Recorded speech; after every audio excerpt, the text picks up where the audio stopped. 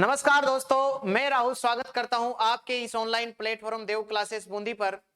दोस्तों, आज हम पढ़ने वाले हैं ज्योमेट्री का पार्ट नंबर 3 और जिसके अंदर हम पढ़ने वाले हैं त्रिभुजों के प्रकार। टॉपिक का नाम डाल देंगे दोस्तों आप सभी, त्रिभुजों के प्रकार।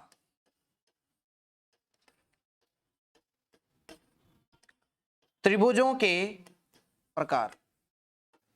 अगर मैं बात करता हूं त्रिभुजों के प्रकार की, तो त्रिभुजों को बेसिकली दो भागों में बांटा गया है। दो आधार पर हम बांट सकते हैं त्रिभुज को, हम दो आधार पर बांट सकते हैं। सुने ध्यान से,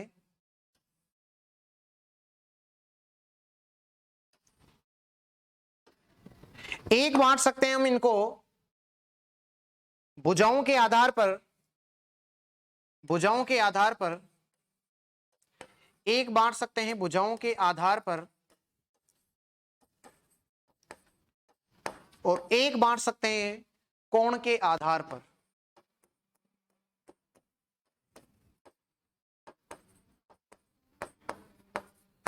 एक बांट सकते हैं भुजाओं के आधार पर, एक बांटा जाता है कोण के आधार पर। अब मैं बात करता हूं कि भुजाओं के आधार पर इनको कैसे बांटा जाता है, एक बार समझना ध्यान से।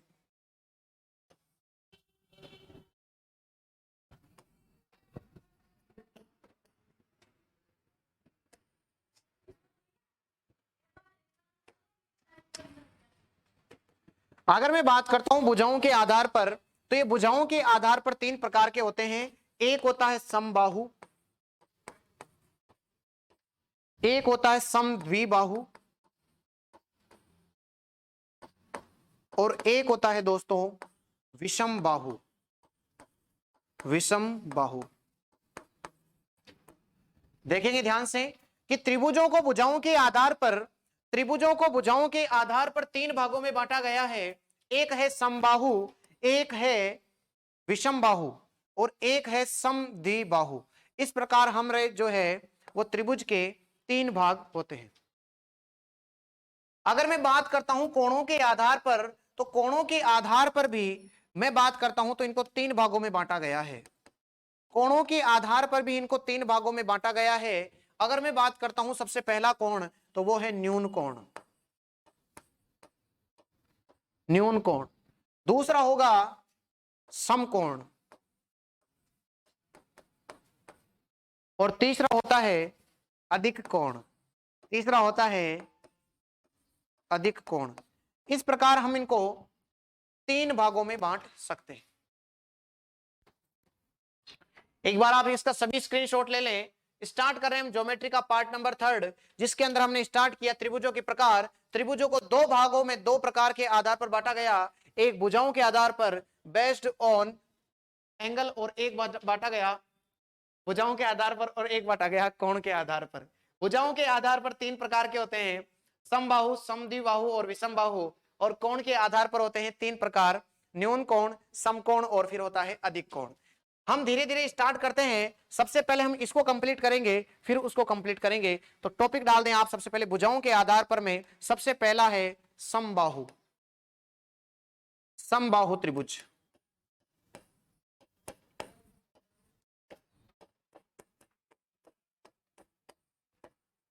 अगर मैं बात करता हूं कि समबाहु त्रिभुज क्या होता है, तो समबाहु त्रिभुज का मतलब हो जाएगा वह त्रिभुज जिसकी तीनों भुजाएं बराबर होती है, वही क्या होता है दोस्तों, समबाहु त्रिभुज होता है।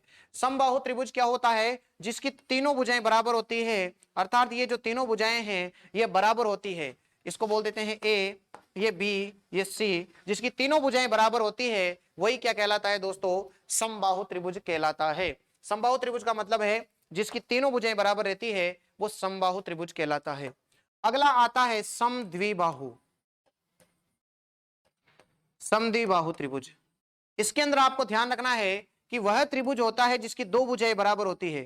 दो भुजाएं बराबर हो जाएगी दोस्तों, वही क्या कहलाता है, समद्विबाहु। देखो, समद्वि का मतलब होता है दो भुजाएं। तो बताइए भाई, ए बी सी, जिसकी दो भुजाएं बराबर रहती है, जिसकी दो भुजाएं बराबर रहती है, कौन सा कहलाता है, समद्विबाहु कहलाता है। और एक होता है विषम बाहु। विषम बाहु त्रिभुज। इसमें क्या होगा कि कोई भी त्रिभुज है जिसकी जो तीनों भुजाएं हैं वो बिल्कुल अलग अलग लंबाई की होती है, अर्थात विषम बाहु, मतलब विषम का मतलब है कोई भी समान नहीं होती है, ऐसा त्रिभुज जिसकी तीनों भुजाएं अलग अलग होती है दोस्तों, वही क्या कहलाता है? विषम बाहु त्रिभुज कहलाता है। वही क्या कहलाता है? विषम बाहु त्रिभुज कहलाता है। अर्थात मान लीजिए अगर मैं बात करता हूं तो अगर ये भी 3 सेंटीमीटर, ये भी 3 और ये भी 3, अगर तीनों भुजाएं सेम है तो ये समबाहु त्रिभुज कहलाएगा। अगर मैं बात करता हूं ये 3 और ये 3 और ये 5, जिसकी दो भुजाएं समान है वो समद्विबाहु कहलाएगा, और जिसकी तीनों भुजाएं अलग अलग होती है 3, 4 और 5, तो ये कहलाएगा विषम बाहु त्रिभुज। विषम बाहु त्रिभुज। सभी इसका स्क्रीनशॉट ले ले भाई। आपको ज्योमेट्री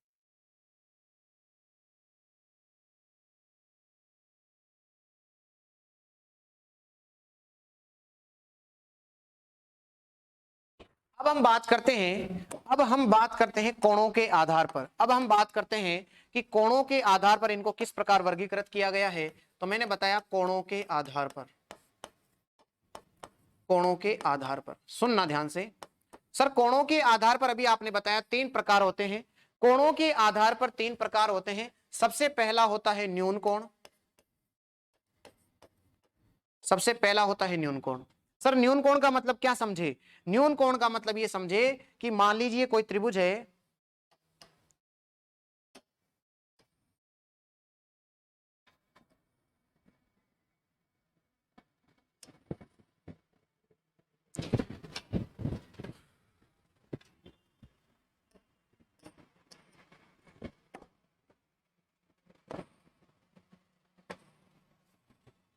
ये कोई त्रिभुज है जिसके अंदर ये, बाकी न्यून कोण का नहीं होगा, ये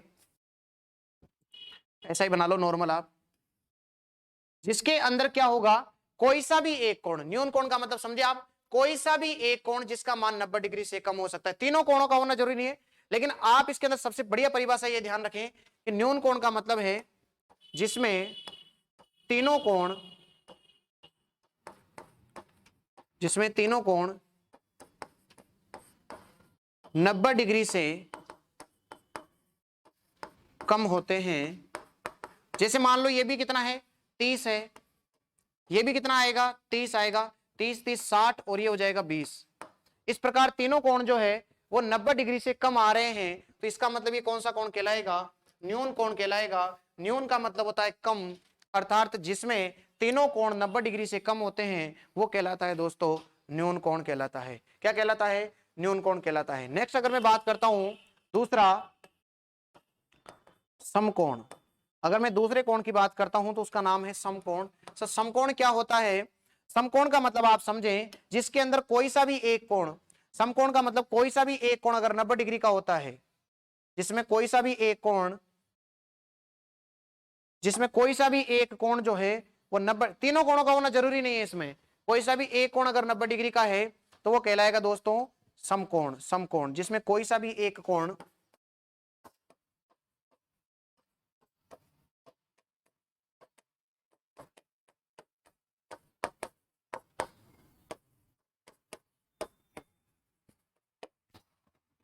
वो कहलाएगा समकोण। समझ में आ गया होगा सभी को? न्यून कोण हो गया, समकोण हो गया, और एक कोण होता है अधिक कोण। एक कोण होता है दोस्तों अधिक कोण। तो बताओ तीसरा कोण कौन सा हो जाएगा? अधिक कोण। अधिक कोण। अधिक कोण का मतलब आपको ध्यान रखना है वापस से। अधिक कोण का मतलब हो जाएगा, देखो यहां पर 90 डिग्री होता है तो ये 90 डिग्री से अधिक का हो जाएगा, 90 डिग्री से अधिक का हो जाएगा, तो ये जो कोण कहलाएगा, ये वाला कोण, ये वाला जो कोण कहलाएगा ये 90 डिग्री से अधिक होता है, अर्थात वह कोण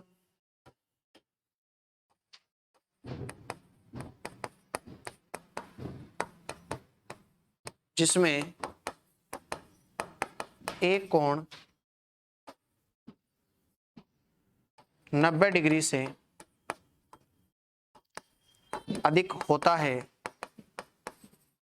90 डिग्री से अधिक होता है, अधिक कोण कहलाता है। ये लो सर। तो 3 प्रकार के कोण पढ़ने, कौन कौन सा पढ़ा? न्यून कोण, समकोण, अधिक कोण। फिर उसके बाद त्रिभुज पढ़े, समबाहु, समद्विबाहु और विषमबाहु। इससे पहले हमने ये सारा डायग्राम बनाया। अब मैं आपको एक क्वेश्चन करने के लिए दे रहा हूं, आप एक बात समझे, उस प्रश्न को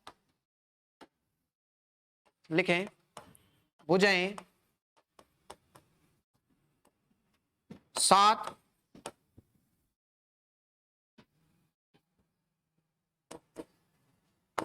से बनने वाले त्रिभुज का नाम बताओ।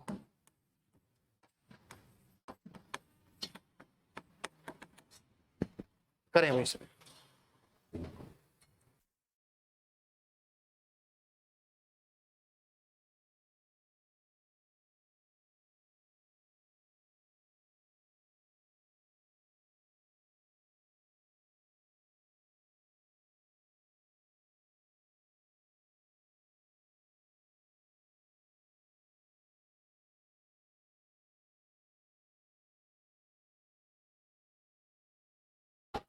कि ये त्रिभुज बनेगा ही नहीं। सर क्यों नहीं बनेगा? कल अगर आपने क्लास ध्यान से देखी हो तो कल मैंने बताया था कि त्रिभुज बनने के लिए कंडीशन होती है कि कोई भी दो भुजाएं हैं उनका योग जो होता है, दो भुजाओं का जो योग होता है वो ज्यादा होना चाहिए तीसरी भुजा से। अर्थात बताइए 7 और 4 कितना होता है? 11। 11 बराबर 11 हो गया, नहीं बनेगा, ये त्रिभुज ही नहीं बनेगा। क्योंकि त्रिभुज बनने के लिए तीसरी भुजा जो है वो बड़ी होनी चाहिए, दोनों भुजाओं का जो योग है वो तीसरी भुजा से ज्यादा होना चाहिए। तो कल की क्लास आप देखें, आराम से समझ में आ जाएगा चीजें आपको। अब मैंने आपसे बोला कि भुजाएं हैं 3, 4, 5। बोलो सबसे पहले त्रिभुज बनेगा क्या? जी सर बिल्कुल, दो भुजाओं का योग करा 7 हो गया, और 7 ज्यादा है किससे? 5 से। इसका मतलब त्रिभुज तो बनेगा। और आपसे पूछा गया त्रिभुज कौन सा बनेगा, तो इसके अंदर आपसे यह नहीं बोला गया कि समबाहु बनेगा, समद्विबाहु बनेगा या विषम बाहु बनेगा। ये तो बच्चा भी इसका जवाब दे देगा। आपसे पूछा गया है इस प्रश्न के अंदर कि कौन सा बढ़ेगा। ऑप्शन है आपके सामने, अधिक कोण,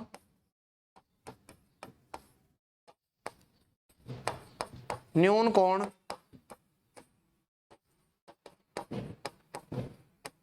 समकोण। बताएं भाई। और चौथा ऑप्शन है इनमें से कोई नहीं।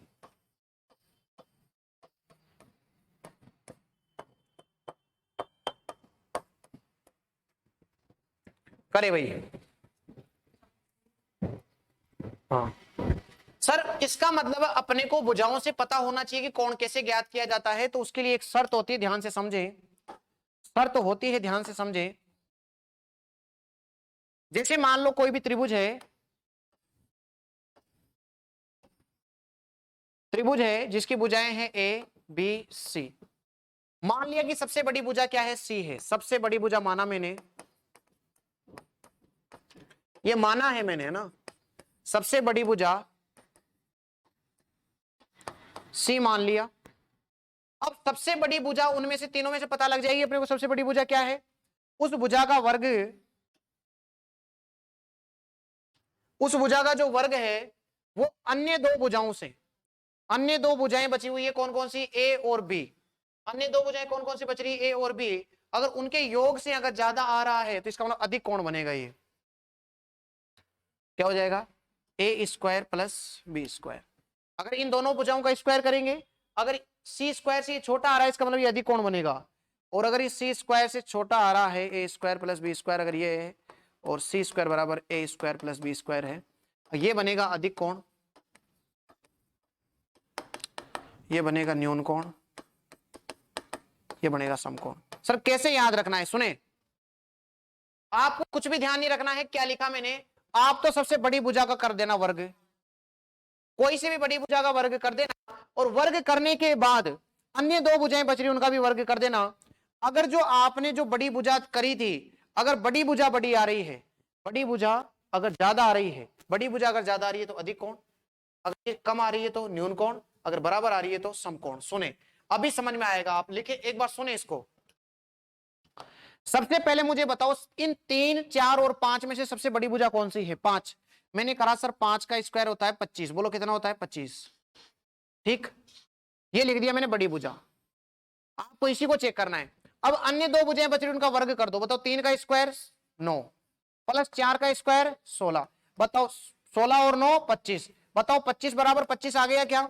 25 बराबर 25 आ गया। और बराबर वाली कंडीशन के अंदर कौन सा कोण होता है? समकोण। कौन सा कोण होता है? समकोण। देखो बराबर वाली कंडीशंस के अंदर कौन सा कोण हो जाएगा? समकोण।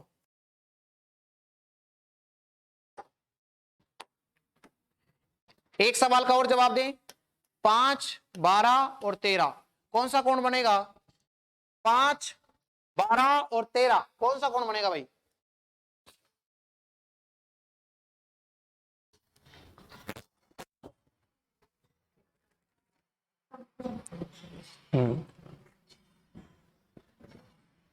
मैंने किया कि आपको सबसे पहले सबसे बड़ी भुजा 13 है, 13 का वर्ग कर दिया 169, 5 का वर्ग किया 25 प्लस 12 का स्क्वायर किया 144।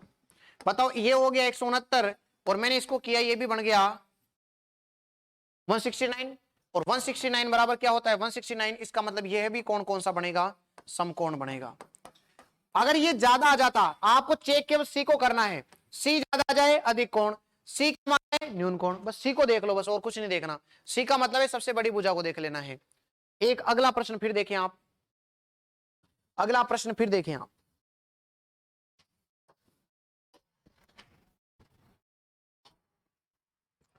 8, 10 और 12 करें भाई।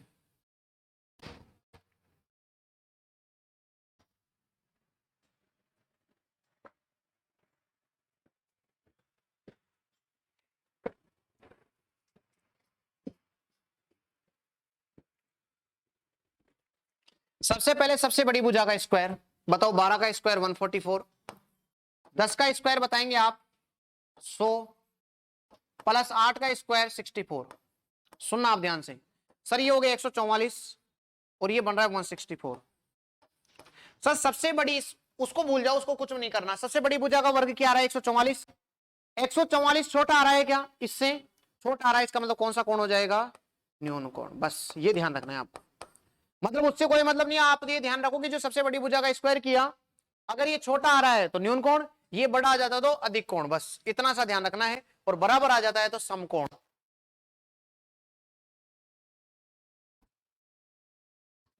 लास्ट एक और सवाल कर दें आप, उसके बाद कंप्लीट कर देंगे इसको आप, ठीक है। 6, 12 और 15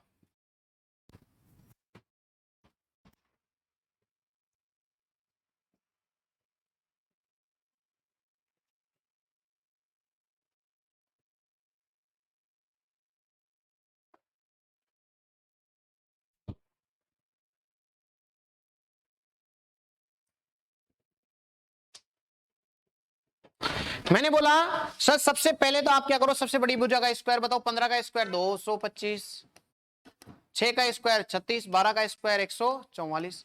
मैंने इसको जोड़ा, कितना बन गया ये? 180। अब उससे कोई मतलब नहीं है, मुझे इससे मतलब है। 225 ज्यादा दिख रहा है क्या? ज्यादा है, इसका मतलब कौन सा कोण हो जाएगा? अधिक कोण। ये दैट्स ऑल। उम्मीद कर रहा हूं कि अब आप भुजाओं को देख करके कोण ज्ञात कर सकते हैं। समझ में सभी को चीजें आ रही होगी भाई दोस्तों। आगे देखिए दोस्तों, आगे आपसे मैं एक प्रश्न पूछता हूं, उसका जवाब दें आप। कौन सा समूह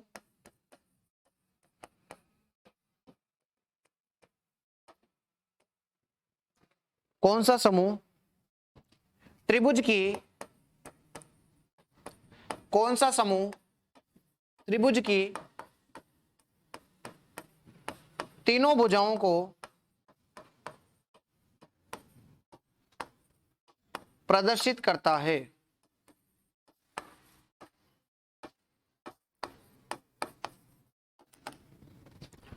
ऑप्शन है आपके सामने।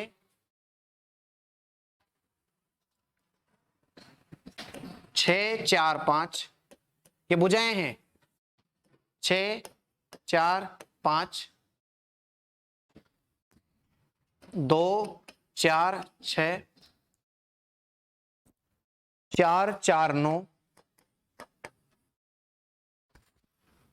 और 4, 4, 8 कौन से त्रिभुज की तीनों भुजाओं को प्रदर्शित करता है? ऑप्शन नंबर ए, बी, सी या फिर डी। जवाब दें आप सभी। जो कंडीशंस बताइए भाई उस कंडीशंस को फॉलो करना चाहिए। मैंने आपसे ये नहीं पूछा कि कौन सा त्रिभुज बनेगा, क्या बनेगा, मैंने केवल इतना सा पूछा है कि त्रिभुज बनाएगा कौन सा समूह। इसका मतलब एक समूह बनाएगा कोई ना कोई सा, और एक तीन नहीं बनाएंगे। तो आपको त्रिभुज बनने के लिए मैंने एक कंडीशन बना रखी है कि कोई सी भी दो भुजाओं का आप जोड़ दो, अगर वो तीसरी भुजा से अगर बड़ा आ रहा है, इसका मतलब वही क्या हो जाएगा, त्रिभुज हो जाएगा। जैसे मैंने इस भुजा को जोड़ा, 6 और 4 को जोड़ा 10, 10 जो है वो 5 से बड़ा आ रहा है क्या, इसका मतलब पहला ही ऑप्शन सही हो जाएगा। बाकी और में देखिए आप 2 और 4 को जोड़ूंगा 6 आएगा, 6 बराबर 6 है, मतलब ये नहीं बन सकता। 4 और 4 8 बनेगा, ये भी 9 से छोटा है, ये भी नहीं बन सकता। 4 और 4 8 बराबर 8 आ रहा है, ये भी नहीं बन सकता। केवल यही बन सकता है त्रिभुज की दो भुजाओं का योग करने पर वो तीसरी भुजा से अगर ज्यादा आता है, बड़ा आता है, तो ही वो एक त्रिभुज बनेगा। ये कल मैंने आपको प्रॉपर्टी बता दी थी कि त्रिभुज की दो भुजाओं का, कोई सी भी भुजाओं का, दो भुजाओं का योग कर लो, वो ज्यादा आना चाहिए तीसरी भुजा से, तो ही वो त्रिभुज बनेगा, अन्यथा वो त्रिभुज नहीं बनेगा। दोस्तों सबको समझ में आ रहा है सभी चीजें?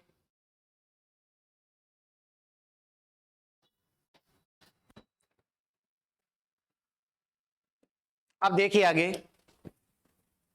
सर ये हो गए त्रिभुजों के गुण, मैंने क्या क्या पढ़ा दिया आप ध्यान से समझे। एक बार सभी चीजों को एक बार रिपीट करवा देता हूं मैं, जिससे कि आपका कंसेप्ट बिल्कुल क्लियर हो जाए। सुने ध्यान से। सर मैंने आपसे सबसे पहले त्रिभुजों के प्रकार पढ़ाए। प्रकार में मैंने एक तो भुजाओं पे आधार पर, एक कोण के आधार पर। भुजाओं के आधार पर तीन होते हैं, समबाहु, समद्विबाहु और विषमबाहु। मैंने बताया कि समबाहु जो होते हैं उसकी तीनों भुजाएं बराबर होती है, समद्विबाहु की दो भुजाएं बराबर होती है, और विषमबाहु की कोई भुजा बराबर नहीं होती। न्यून कोण में मैंने बताया जब तीनों कोण जो होते हैं वो 90 डिग्री से कम होते हैं तो वो न्यून कोण होते हैं। एक कोण 90 डिग्री का होता है तो वो समकोण होता है, और एक कोण जो है वो 90 डिग्री से ज्यादा होता है तो वो अधिक कोण हो जाता है। नेक्स्ट मैंने आपको बताया कि भुजाओं के आधार पर हम चेक कर पाते हैं कि त्रिभुज कौन सा बनाया गया है। तो आपको उसको पता करने के लिए मैंने आपको बताया कि आप सबसे पहले कोई सी भी बड़ी भुजा देख ले, तीनों में से बड़ी भुजा देख ले और बड़ी भुजा का वर्ग कर दे। बड़ी भुजा देख ले और बड़ी भुजा का क्या कर दे, वर्ग कर दे। वर्ग करने पर 25 प्राप्त हुआ। और फिर अन्य दो भुजाएं जो बच रही उनका वर्ग करो। 3 का स्क्वायर होता है 9, प्लस 4 का स्क्वायर होता है 16, 25 बराबर 25 आ जाए। अगर बराबर आ जाता है इसका मतलब वो क्या बनेगा, बताओ, समकोण। अगर ये बड़ी भुजा का वर्ग ज्यादा आ रहा है इसका मतलब अधिक कोण, अगर ये कम आ रहा है तो मतलब न्यून कोण। यही मैंने कंडीशंस आपके सामने यहाँ पर लिखवाई। ये कंडीशन मैंने आपको लिखवाई। अगर जो बड़ी भुजा है, माना कि बड़ी भुजा सी है, अगर सी स्क्वायर ज्यादा आ रहा है तो मतलब अधिक कोण, सी स्क्वायर अगर कम आ रहा है तो न्यून कोण, अगर बराबर आ रहा है तो वो समकोण कहलाएगा। उम्मीद है आपको समझ में आ रहा होगा। फिर मैंने 5 12 13 का एग्जाम्पल लेकर के आपको समझाया। फिर मैंने आपको नेक्स्ट बताया कि 6 12 15, इसके अंदर मैंने बताया जो सी होता है अर्थात सबसे बड़ी भुजा है उसका वर्ग सबसे ज्यादा बन रहा है, ज्यादा बन रहा है तो वो कौन सा कोण कहलाएगा, अधिक कोण कहलाएगा। फिर मैंने आपको एक बताया कि इसमें कौन सा त्रिभुज की भुजाओं को प्रदर्शित करेगा। तो मैंने बताया था कि त्रिभुज बनने के लिए मेन कंडीशंस क्या होती है कि कोई सी भी दो भुजाओं का योग जो होता है वो तीसरी भुजा से ज्यादा होना चाहिए, तभी जाकर के एक त्रिभुज बनेगा, अन्यथा वो त्रिभुज नहीं बनेगा। और इस कंडीशन को सेटिस्फाई केवल पहला ऑप्शन कर रहा है, इसके अलावा तीनों ऑप्शन इस कंडीशन को सेटिस्फाई नहीं कर रहे हैं। उम्मीद कर रहा हूं कि आपको सभी चीजें समझ में आ गई होगी। अब मैं आपको कुछ आगे बढ़ते हैं दोस्तों। त्रिभुजों के अंदर अब हम पढ़ने वाले हैं त्रिभुजों की सर्वांग क्षमता और समरूपता का नियम। तो आगे देखते जाएं हम दोस्तों, क्या होता है सर्वांग क्षमता, क्या होती है समरूपता। सुने, सबसे पहले मैं बताता हूं सर्वांग क्षमता। सर्वांग क्षमता, सर सर्वांग क्षमता का मतलब क्या होता है अभी दिखाते हैं आपको।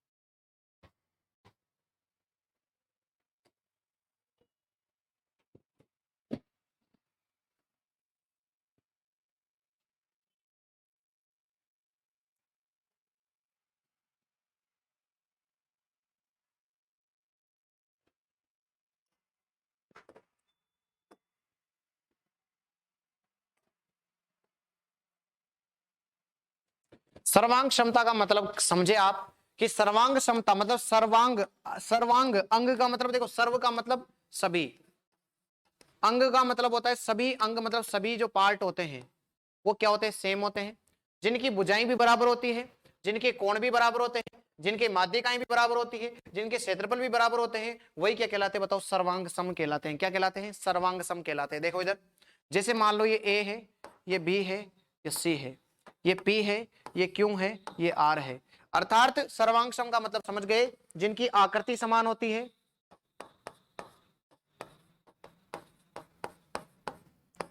और आकार भी समान होते हैं। आकृति और आकार दोनों क्या होते हैं दोस्तों, समान होते हैं। आकृति और आकार दोनों क्या होते हैं, समान होते हैं। अर्थात ए बी बराबर, देखो इधर ए बी बराबर होगी उसकी पी क्यू।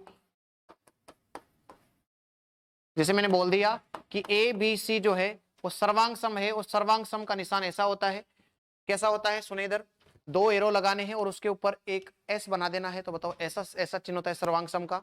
मैंने बताया कि एबीसी सर्वांग सम है पी क्यू आर के, एबीसी सर्वांग सम है पी क्यू आर के। तो इसका मतलब सभी भुजाएं बराबर रहेगी, सभी कोण भी बराबर रहेंगे, सभी माध्यिकाएं बराबर रहेगी, दोनों का क्षेत्रफल बराबर रहेगा। तो बताओ ए बी बराबर हो जाएगा पी क्यू, ए सी बराबर हो जाएगा, ए सी बराबर हो जाएगा पी आर, ए सी बराबर हो जाएगा पी आर। आगे देखें, बी सी बराबर हो जाएगा क्यू आर।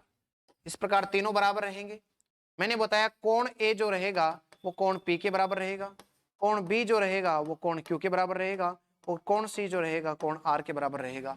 मतलब ये तीनों एंगल भी क्या रहेंगे दोस्तों, बराबर रहेंगे। और मैं बात करता हूं कि एरिया जो है, क्षेत्रफल जो है एबीसी का जो है बराबर रहेगा एरिया किसका, पी क्यू आर का। अर्थात जिनका क्षेत्रफल भी क्या रहता है, बराबर रहती है, जिनकी माध्यिकाएं भी क्या रहेगी, बराबर रहेगी। अर्थात सर्वांग सम का मतलब हो गया सभी चीजें आपके सामने समान रहेगी, सभी चीजें क्या रहेगी, आपके सामने समान रहेगी। तो वो कहलाएगा सर्वांग क्षमता, सर्वांग समता। क्लियर होगा सभी को, सर्वांग क्षमता का चिन्ह वगैरह, आकृति और आकार बिल्कुल बिल्कुल एकदम समान रहेंगे, और ए बी और पी क्यू सभी भुजाएं बराबर, सभी कोण बराबर, माध्यिका बराबर, क्षेत्रफल बराबर, सभी रहेंगे सर्वांग क्षमता के अंदर।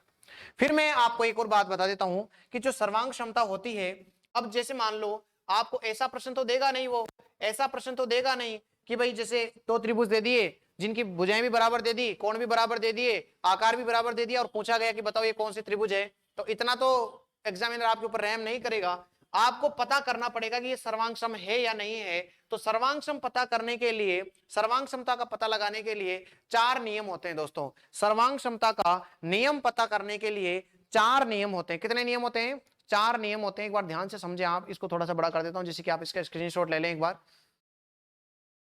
भाई इसको स्क्रीनशॉट, सबसे पहले सर्वांग क्षमता की अगर मैं नियमों की बात करता हूं, तो सर्वांग क्षमता का जो सबसे पहला नियम आता है वो आता है एस एस और एस नियम। कौन सा आता है, एस एस और एस नियम। अर्थात भुजा भुजा और भुजा नियम। आगे पढ़ेंगे इनको, आगे वाली वीडियो के अंदर आपको ये चीजें भी देखने को मिलेगी। आज मैं केवल एक इंट्रोडक्शन बता रहा हूं कि सर्वांग क्षमता क्या होती है, समरूपता क्या होती है। कल जब नेक्स्ट वीडियो आएगा तो उसके अंदर आप पूरा आराम से सर्वांग क्षमता और समरूपता को पढ़ेंगे आराम से, बढ़िया, ठीक है। तो एस एस एस का नियम होता है, ठीक है भाई। दूसरा नियम होता है S A S, S A S मतलब होता है साइड एंगल साइड। अर्थात भुजा कोण भुजा, भुजा कोण भुजा, एस ए एस सास का नियम होता है दूसरा। और सास से क्या रखते हैं बताओ, आस रखते हैं, तो इसका मतलब याद रह जाएगा ए और एस का नियम। सास से क्या रखेंगे भाई, आस रखेंगे, ए का मतलब एंगल, एंगल, और एस का मतलब हो जाएगा साइड। तो तीन नियम। और चौथा नियम होता है दोस्तों अपने पास आर एच एस, समकोण। समकोण के बाद आता है रेक्टेंगुलर, समकोण और हाइपोटेनियस और साइड। अर्थात चार प्रकार के नियम होते हैं, एस एस एस। इनको आगे पढ़ेंगे अपन बिल्कुल। आप केवल अभी इतना ध्यान रखेंगे कितने नियमों से गुजारना पड़ता है, उसको चार नियमों से गुजारना पड़ेगा। सबसे पहला होता है एस एस एस नियम, भुजा भुजा और भुजा नियम। दूसरा है सास का नियम, एस ए एस मतलब साइड एंगल साइड, फिर एंगल एंगल और फिर साइड। और चौथा नियम होता है आर एच एस, ठीक है भाई, समकोण कर्ण भुजा नियम। तो ये होता है चौथा नियम। और अब मैं बात करता हूं समरूपता की। ये हो गया सर्वांग क्षमता, कल इनको बिल्कुल डीप पढ़ेंगे, अगले अगले वीडियो के अंदर आपको देखने को मिलेगा।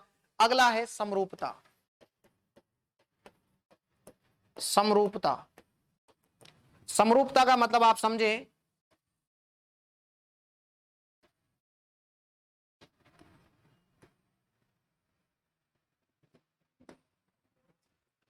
समरूपता का मतलब देखो, समरूपता जिनका रूप समान है। समरूपता का मतलब जिनका केवल रूप समान है, आकार समान नहीं होगा। अर्थात जिनकी आकृति समान रहेगी, आकृति तो समान रहेगी लेकिन आकार असमान रहेगा, आकार असमान रहेगा। आकृति तो समान रहेगी लेकिन आकार बिल्कुल असमान रहेगा। आकार क्या रहेगा दोस्तों? असमान रहेगा। बताइए भाई, आकार इसमें बड़ा रहेगा, इसमें क्या रहेगा? छोटा रहेगा। तो ये होता है ABC और ये है दोस्तों PQR। तो ये होता है समरूपता।